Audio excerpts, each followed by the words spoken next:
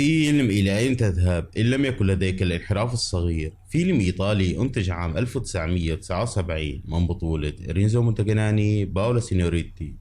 وبيحكي الفيلم عن امرأة بتشك بجوزها انه عم بيخونها وبتستعين بمحقق خاص لكشف حقيقته. وبيبدأ فيلمنا مع سيمونا، ست أنيقة وشكاكة عندها احساس قوي انه جوزها الصناعي المعروف تشيزار عم بيخونها. سيمونا ما بتتهور، بتقرر تتأكد من شكوكها وبتوظف محقق خاص اسمه ديوجين ومعه المساعد الطريف والقصير كارميلو. بس ليوصلوا للحقيقة لازم يتنكروا وبيفوتوا على بيت الزوج كخدم. ديوجين بينتحل شخصية خادم ناعم على الأصول وبيتصرف كأنه مو زلمة بزيادة.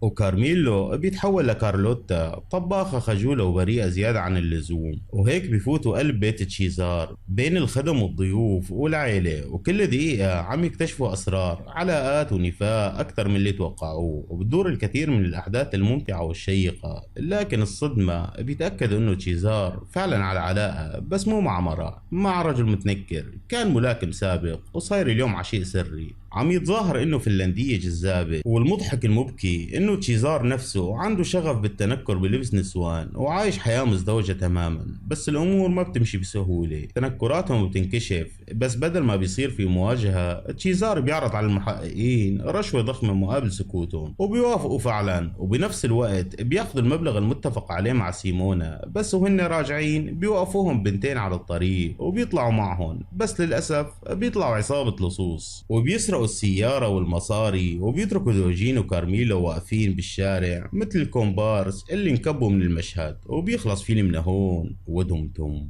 سالمين.